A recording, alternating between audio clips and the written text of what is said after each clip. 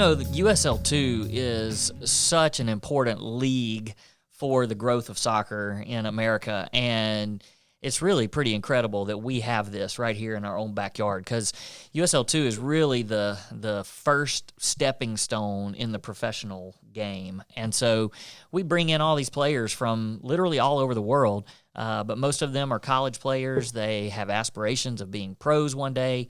And the great thing is that our league is actually affiliated with the USL ecosystem, and there's 2 USL professional leagues above us.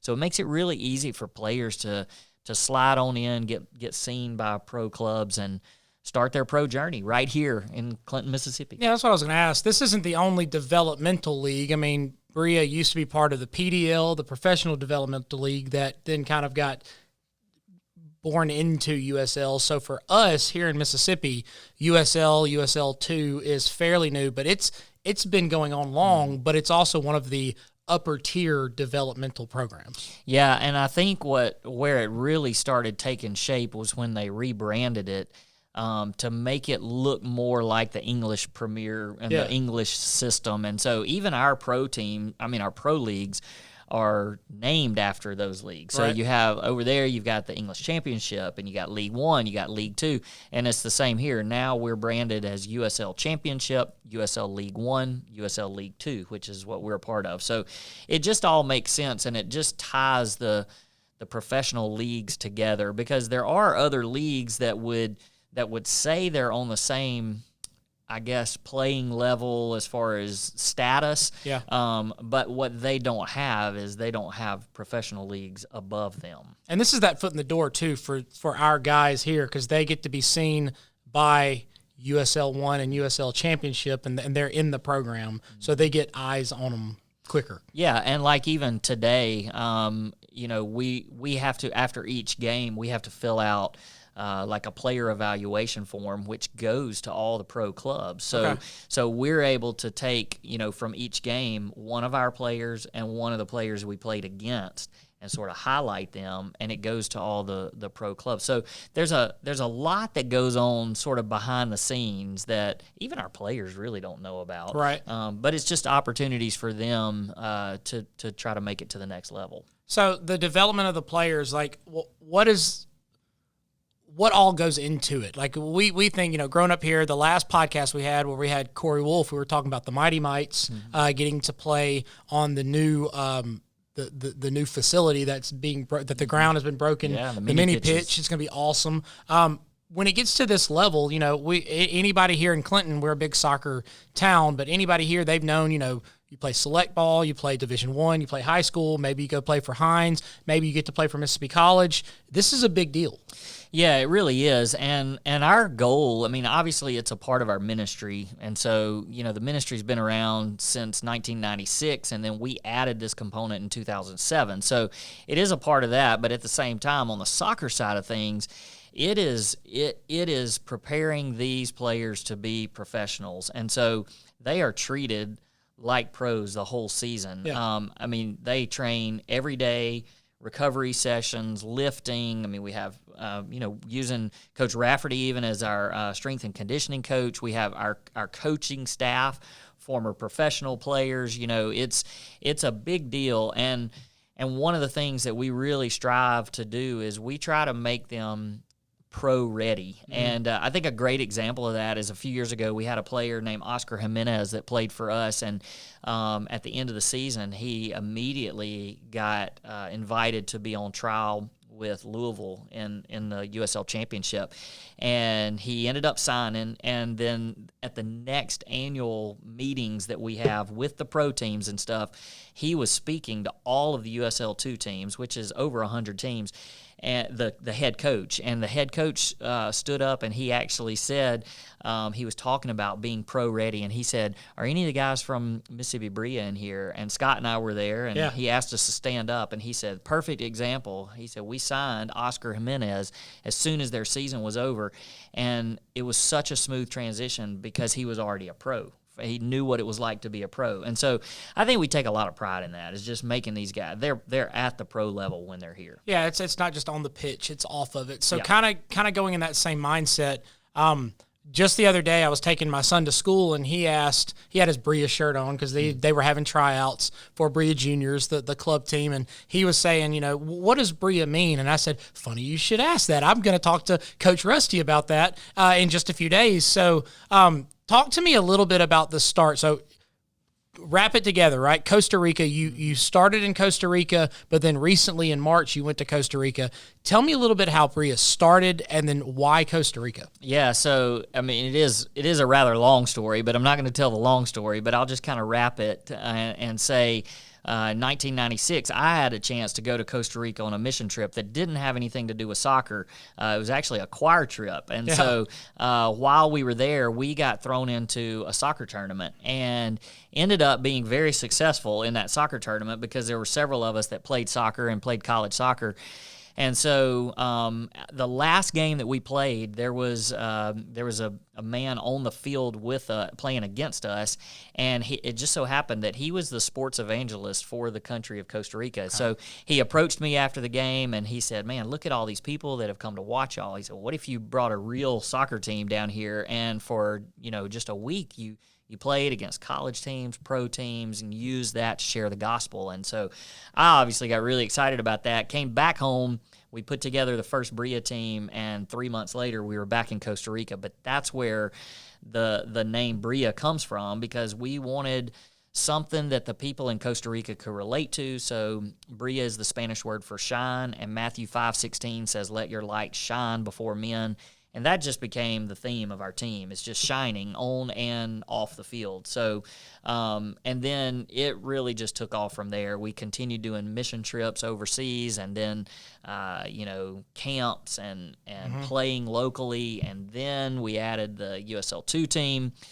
And now we actually have branches of our ministry in other countries, and Costa Rica is one of those. And that's why I was able to go back just a couple of months ago with Logan, my youngest son, and he got to experience what they're doing and what we're helping them to grow down there in Costa Rica. What was it like when you got down there? Because you said before you met him and you were like, I don't know if this should be where we go. I don't know if this is something. And then you met with him and you realized he's got the same heart that we do to spread, the game, but we use the game to spread the gospel. Well, it's much more, I guess, the spiritual side of this and how God put it all together. You just can't explain it any other way. So we went in 1996, and 10 years later, this gentleman named Alan Sanchez contacted me, and he said, hey, I was 15, 16 years old, played against you guys in 1996, and I gave my life to the Lord and decided to follow him, and now I am a youth minister. And I was like, man, what a great story, and I just, obviously it felt really good to know the impact that we made. Well, then 10 more years later, so 2016, contacts me again, and he said, hey, I've started a soccer ministry, and I'm modeling it after you guys. And he said, could we use the name Bria? Yeah. And I was like, well, it sounds like a great idea, but I don't know this guy. Right. So I started doing some connecting the dots, and come to find out the original missionary we worked with was still working with this guy, and they were sending teams to help him and his new soccer ministry. And so we began to talk, and sure enough, we decided, hey, this is a project we're going to take on and see what happens. And so we more or less became consultants for them and helped them, created their logo to mimic our logo, and just really helped them get things off the ground. And then that was all right before COVID. And we didn't get to go and check things out. How many sentences have started right before COVID? But but it kind of worked out. It did, and so we went back, and to see what all these guys have done, and it all started from a mission trip in 1996. But the team there has actually planted a church. They have a church building that's on a soccer field. They have facilities to house teams that come in to do mission projects with them. They do a soccer school, a soccer academy every Saturday. And so Logan got to play with the team. We got to go to the soccer school. We got to go to their church service. And the whole church service was centered around Bria and how we helped them start it. It was just an incredible experience. And for Logan to get to see something in real life, what he had heard stories about for so many years, it was priceless for me. So coming full circle, you talked about the developmental aspect of the team here, the professional aspect. We've had some really talented coaches and some really great seasons, going all the way back to Mark McKeever, who was here for, I believe, 4 years, to then Luke Sanford, who was technically here 3 years, but again, COVID. He coached 2 competitive teams, got that chance to move up to go and kind of work with a bigger club and new opportunities. Following him was Coach Matt Horth. We had him last year, and then once again, because just like the players, the coaches are developing and getting better, he had an opportunity for a new school to go, and that kind of required him to be there this summer. Right. So this summer here in Mississippi, a very familiar face and a very popular name has come back to be the coach. So we just saw him just a minute ago. He walked out. It's always really cool to know that I get to see, the Mike. The most people from Mike is Michael Jordan, Yeah.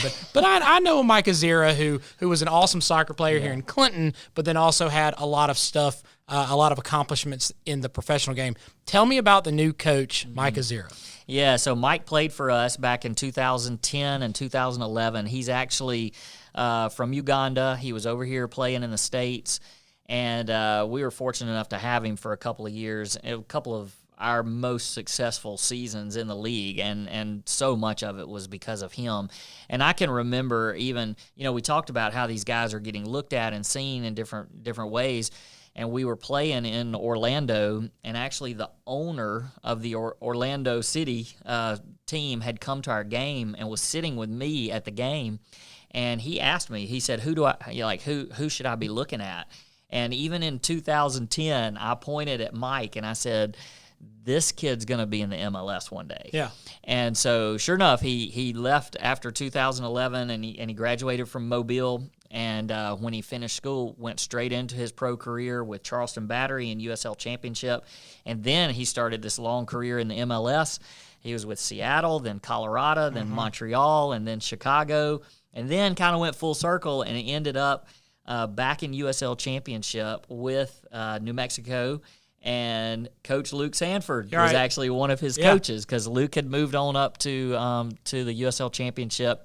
And he retired back in December, and somehow we were able to get him back over here to Mississippi. He's about to start coaching at we just started this semester at Blue Mountain. Okay. And so he's in Mississippi now. And it was just a perfect fit for him to come back and lead the team, especially when we found out that Matt wouldn't be able to come back and finish out this season. So Mike's here, and we're excited. It is pretty cool to have somebody like him around. What kind of impact does he make on these players? I mean, these are some of them have literally last Friday graduated high school, and then you've got some that are entering their senior year of college. So you've got a spread of ages and different abilities. How have you seen in the week's worth of training and then the one game that's been played, how have you seen his impact on these guys, and how are they responding to him? Well, he just kind of commands and demands respect when he talks. He's so humble and quiet, never raises his voice, but when he talks, you can just see these guys are like, this dude knows what he's talking about. We're going to listen to him. And, when they're able to when you go online and you search Mike Azera and you pull up pictures, I mean, there's a picture of him. One of the ones that pops up, he's playing for the Uganda national team. He's dribbling the ball, and Mo Salah from Liverpool is, because he was with Egypt at the time, and he's chasing him. And one of the greatest soccer players in the world, and he's played on the same field with these guys. So it's just a completely different level of anything that we've ever experienced. And, we went to Texas this weekend, and we're on the drive over, and he's over on the phone, and he gets off the phone, and, I heard him talking, and he said, I've got somebody that's going to come and speak to the team tomorrow morning when we wake up. And sure enough, we wake up, and Kenny Cooper, who is an absolute legend in MLS. With FC Dallas. FC Dallas, and he played with Mike in Seattle. And so he came and spoke to the guys, and he's also he's a believer. He's just a great, fit in perfectly with our team, and just came to share with them. And there's just not a lot of clubs that have opportunities like that. So yeah, just hearing him talk, the guys want to listen to him. So with this being a developmental league, I love how this podcast, by the way, is supposed to be my community podcast, but I've turned this into like sports talk. If you haven't noticed, I love soccer, and I could talk about this all day long. But community, I mean, how big are sports in our community? And it's true, it brings everybody in. Even like my son thinks he's going to be the next Messi, and my daughter knows where to sit at a soccer game where she doesn't get hit. Like, there's two different things. They know the different worlds. But so with this being the community that it is, and this being a developmental league, we pull people in and out all the time with new players, returning players. We've had a nice little stretch with people coming back, but now we have a team that's got a small handful of returning people and a large couple handfuls of people who are here for the first time. How has it been? First of all, how have our friends from Boston been acclimating to the humidity that hasn't even hit us yet? And then how have they formed together as a team? And then why is this so good for the city? Well, we are all about community and relationships with these guys, and that's the thing that they recognize from the moment that they arrive. You know, if they're flying in, just the welcome that they receive from whoever picks them up at the airport, you know, it's usually me or someone in my family. And then for them, you know, they're living over at Mississippi College. They have access to the Healthplex. They are eating meals in people's homes literally every single night. I think we're June 30th. Yeah, I saw you on the list. But it just blows them away how people care that much to do that. And you know, it's the little things, but what some people probably think are little things, it's huge to us and it's huge to these guys, and they never forget it. And the word that they say, so many of these guys say, and Mike, if you ever hear an interview with him talking about his time with Brilla, he says over and over the word family. And it's not just the family of the team. It genuinely is the community. And for them to see the community in the stands, the ball boys, the kids doing the walkout, the Blue Battalion Supporters Club, I mean, it means everything to them. Like, they don't want to be here just to play soccer. Right. They want to build lasting relationships that they can take forever, and they're never going to forget it.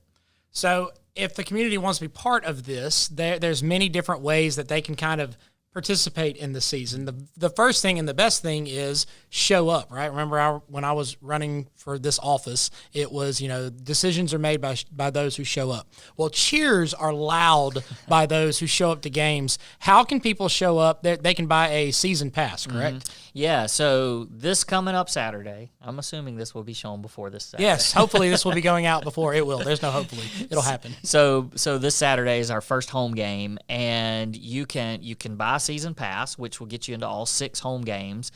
So very discounted. I think it's like 40% discount. Yeah. Because if you walk up at the gate, you'll pay $7 to get in. But the season pass, I think, is about 40% off of that. And you can actually buy single match tickets before noon on the day of the game. So anytime leading up to noon before the day of that game, and they're $5. Yeah. So just to give incentive for people to buy their tickets early and get a little discount is well worth it. And that was something we started last year. It was great. So you can buy all of that online at briasoccer.org, or you can just show up at the game and buy your ticket. But I'm telling you, this is one of the best events that I believe you can come to in Clinton. Yeah. It's family friendly. It's fun. There's a soccer game out there, but it's just the community hanging out and enjoying each other. Concessions. You've got the supporters club, which we would love for more people. Right. That's the Blue Battalion, right? The Blue Battalion. They tailgate before every game across the street. They have a great time. They bring grills out there and cook, and then they come with their instruments and have fun. We've got a couple of new families. I call them family because it's a huge family, actually Brazilians. Okay. And they are joining in this year. They are already sort of taking some lead on the Blue Battalion and helping to make some great additions. So it's going to be fun. Let's learn some smack talk in Portuguese. There you go. That's right. That's right. So, and I love that they sit right behind the visitors' seats too. That's on purpose. Yes. That's on purpose. Yes, they are. So the other thing that you're doing is, which makes it very professional feeling, because it is pretty much every game has a feature night or a special night. Like the first one that will start off is the Clinton Public School District night. where some accelerated reader students meeting certain goals will be recognized. But tell us about some of the other events that you have planned for home games. Yeah, so that one's the big one coming up, Clinton Public School District Night. We just love our relationship with the school district, and it's awesome that we get to go into the schools and do things for them. And we're just, I'm a Clinton guy through and through, all the way. I mean, I went to school here, graduated from here. So anything I can do to help, promote and support the community. So this Saturday is going to be big for that. The teachers and staff, everybody gets in. Those teachers and staff get in free with their IDs. We're recognizing the AR point winners. We got Out of Shape members singing the national anthem, the FCA leaders doing the prayer, a lot of stuff going on. But then even throughout the summer, we have lots of cool things. The very next Saturday, the very next home game is our ministry match. Okay. This is actually, I'm taking a lot of pride in this because my younger son has taken this one upon himself. He asked me after the Costa Rica trip, he said, "Dad, can we use one of the games where we use all of the ticket sales to buy Bibles for Costa Rica and our urban soccer camps?" That's good. And I was like, absolutely. So he went individually to all of the churches in the area and started promoting it with the youth groups. And so all of the money that night that we make at ticket sales is going to go to buy Bibles. And it's incredible that he's catching the vision and he's doing something about it. And then we've got other things. We got youth soccer night coming up where all the kids are going to get in free if they wear their jerseys. Wear the jersey. Yeah, and then we have dollar night in July. So all tickets are $1.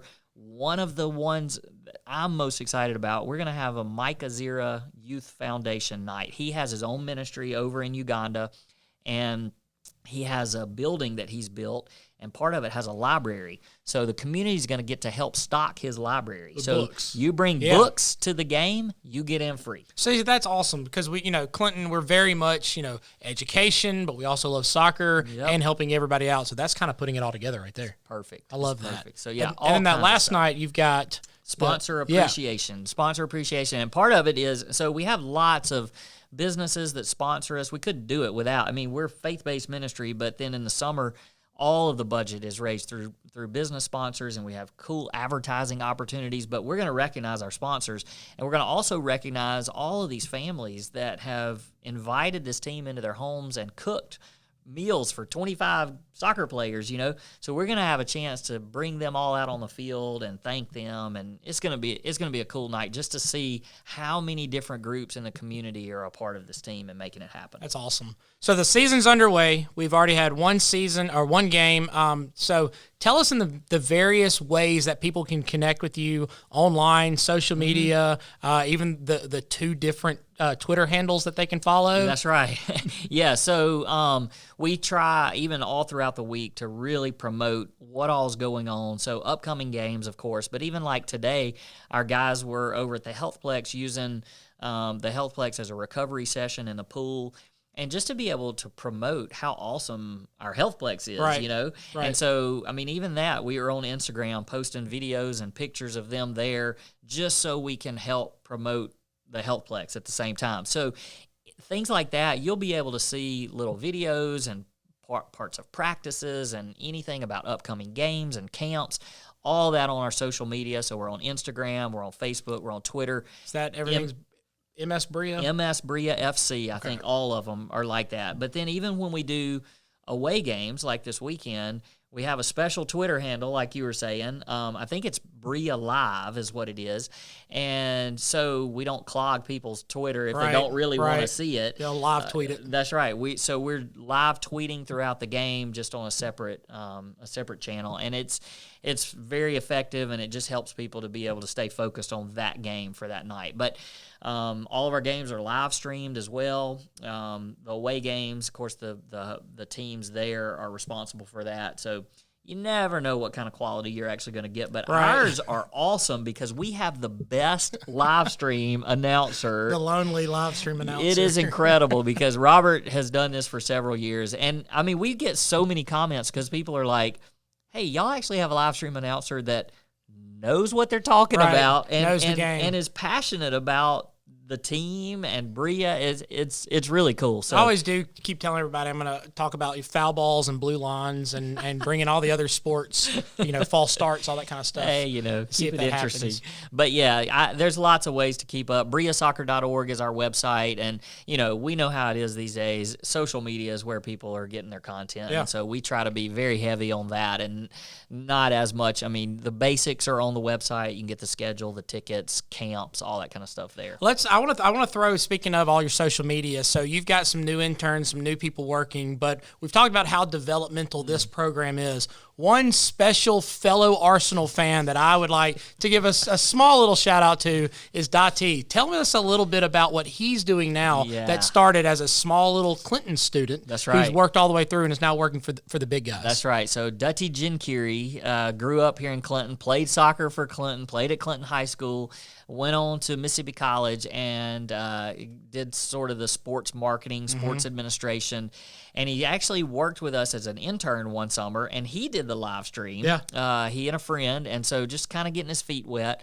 He ended up going from there, getting a job with the Gulf South Conference, and that was also during COVID. Yes, and of so course. so after COVID, he connected with us again and said, "Hey, can I come back and just work with you guys?" And so we had him full time for 2 summers. Man, I miss that guy a lot. But he's doing podcasts now. I heard him just a couple weeks ago. That's right. Yeah. So he actually, we helped him to get a position over at the USL headquarters in Tampa. He's in charge of the pro social media and stuff now. But the greatest thing, like, he was texting me all during the game Saturday night, and we still, I bet he reaches out at least 2 or 3 times a week, and just such a great guy. But I think even that is just a perfect example of what we're trying to offer, not just the players and the coaches, but even interns, people that, and so even this summer, we've got a couple of high school students that are working for us doing photography. And then, even my son is trying to take over Dutty's role, which is just some big shoes to fill, but he's very interested and passionate about it. And so, I love being able to give opportunities to some of our local people that are just trying to, get involved. And then, man, they've got great opportunity to put it on the resume. We actually have interns that are right now serving in some pretty big spots. We've got one that's at Nashville with the MLS team. We had one that went on to be with the Portland Trailblazers. We had one that was with Philadelphia Union in the MLS for a while. So it's again, stepping stone for the next level. Right here with the community. And that's again, community, making everybody better and moving on to bigger and better things where, like you said, stepping stone, it starts right here in Clinton. All right, well, I appreciate your time. Thanks for letting me invade. Absolutely. This was fun. Thanks. I'd like to thank Rusty Bryant for interrupting his day and re-recording this podcast. That's a long story. I'll tell you about that at another time. Again, I encourage you to come and watch as much soccer as you can at Clinton High School. Watch Mississippi Brilla, and if you can't, you can catch him online. Special thanks goes to Ty Garvey and my friends with Don Quixote's Horse. Thank you very much for letting me use your music here on this podcast. If you see me out and about, please stop and say hello. Keep taking care of each other. Look out for your neighbor, and I appreciate your time stopping here with me on the Community Studio.